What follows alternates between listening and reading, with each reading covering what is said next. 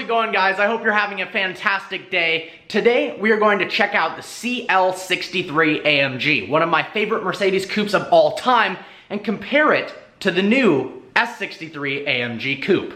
Let's go to EAG. Classic, absolute bumper to bumper on the way to the CL63. I've been at this intersection right now for 7 light cycles. Yeah, it's turned green and then red 7 times. This is now the 11th time the light has turned red at this signal. Well, today we're gonna film a CL63 review inside of an S550. Just kidding. Hopefully I make it there eventually. I honestly have no idea at this point. Woo! We made it! Yeah! Feels like a victory and all I'm doing is driving into traffic. Oh my gosh, we finally made it! Brought the data logger along. I'm actually obsessed with this thing. I'm excited to use it on the CL. Just showed up at EAG. It's gonna be a Mercedes day today. We got the green G63, my car of course, another G63, and well, C-Max, we won't talk about that one. Gonna go over to Amir's house, pick up the CL63, and check it out. What's up? What's up? Oh. Up at Amir's, here is the CL63 I'm gonna be reviewing today. It's dirty, so we're gonna get it washed real quick. Also an i8, and damn, that green G-Wagon looks good. The CL63 is now washed. Let's do the review.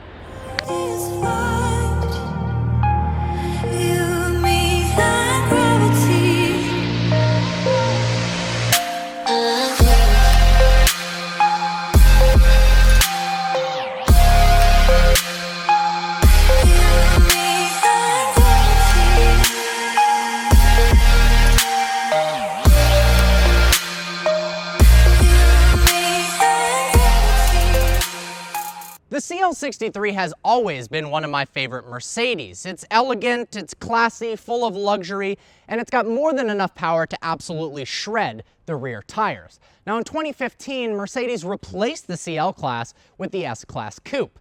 The mission is still the same, but let's see how a used CL63 compares to the brand new S63 Coupe. Let's compare engines. So the CL63 and the S63 have the same 5.5 liter twin turbocharged V8. This CL63 makes 536 horsepower and a ridiculous 590 pound-feet of torque.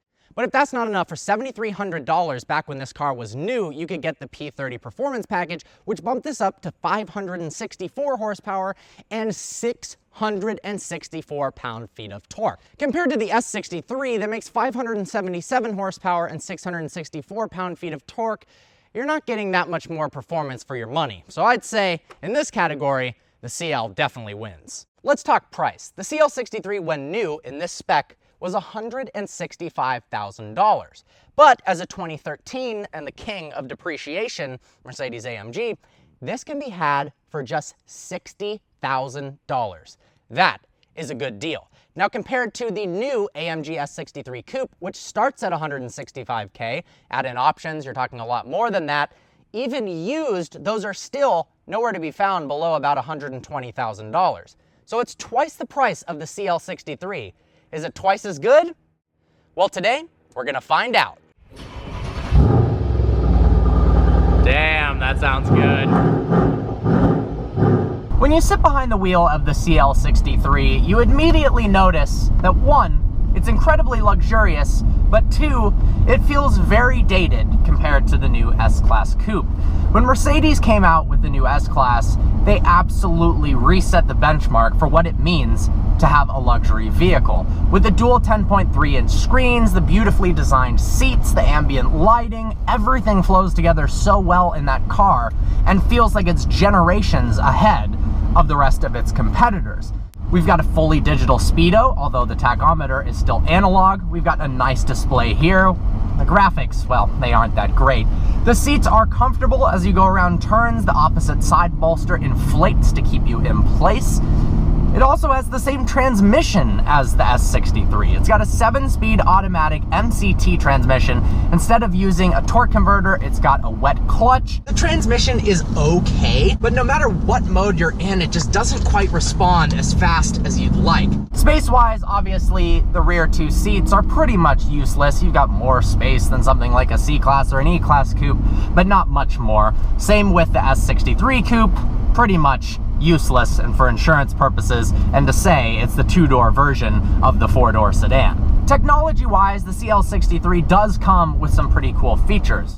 You'd expect that from a car that was $165,000 in 2013, but you never know these days. We've got night vision. Click a button to the left of the steering wheel and you can see objects quite far away from you at nighttime, illuminates pedestrians as well as animals, bicyclists, etc., and allows you to see better and not hit people.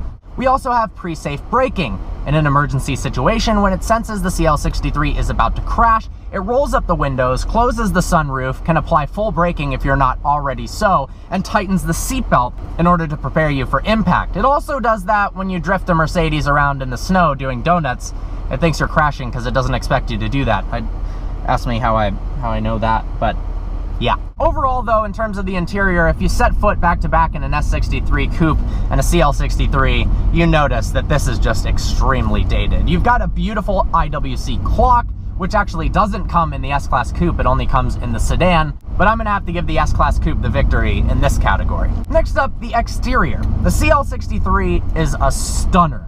It looks muscular, aggressive, it's sharper edged than the new S-Class Coupe is. However, with the advancement of LED headlights, the shape, the style, and just the direction they point, you can tell that this is a 2013 and not a new car. The front does feel a little bit dated compared to the S-Class. However, the rear of the CL I much prefer than the S-Class Coupe. The S-Class Coupe is a little bit too rounded, feels a bit awkward. It's pretty, but it doesn't look nearly as aggressive as the beautiful ass of a CL63. Exterior-wise, I'm gonna say these tie. As of right now, performance, interior, and exterior, we've got one for the CL63, one for the S63, and a tie in terms of exterior appearance. Let's talk acceleration. Now, the S63 AMG only comes in 4MATIC. That means it's all-wheel drive, whereas the CL63 was only offered in rear-wheel drive. It makes the driving experience quite different. I actually prefer how the CL63 drives around corners than the S-Class. It feels more dynamic. You've got torque vectoring as standard. Despite the fact that this vehicle weighs 4,800 pounds, it corners completely flat, and it's really fun to push through back roads. Now, I will say the traction control is far too intrusive. Just the slightest bit too much gas, the traction control light flickers on, it limits the car, and it feels awkward, like there's something wrong with the transmission. Of course, you can turn it off, but on a daily drive or a luxury cruiser beast like this, turning traction control off, unless you're doing a road test and really drifting it, there's not really a point to that. That's not what the vehicle is all about. So with that said, the 4MATIC S63 is able to sprint from 0 to 60 miles an hour in 4.1 seconds. The CL63, well, it takes a bit longer than that, but we've got a V-Box hooked up, so why don't we find out for ourselves how quickly this thing can accelerate. It's rear-wheel drive, it's got older tires, I'm not expecting a whole lot, but we'll find out. All right, let's see what this thing can do.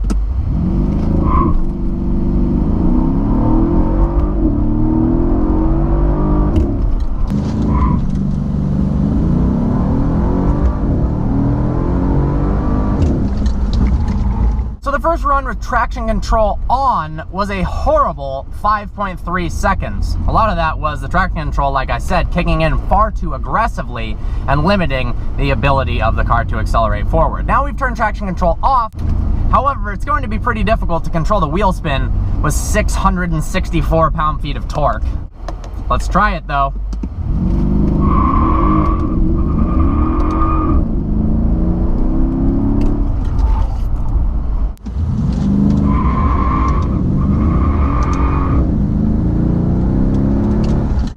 0 to 60 in 5.1 seconds. There you go. The car officially can do 4.4 to 4.6 seconds in a perfect environment, but without all-wheel drive, it is really hard to accelerate this thing efficiently off the line.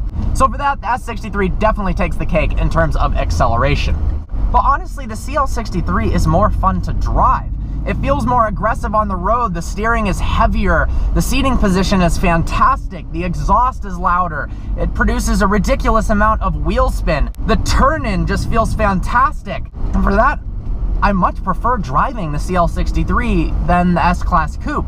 If I wanted something that was a brilliant daily driver that's more luxury focused, it's also pretty quick, the S63 is the way to go. But if you want a more fun, engaging driving experience, the CL63 is phenomenal.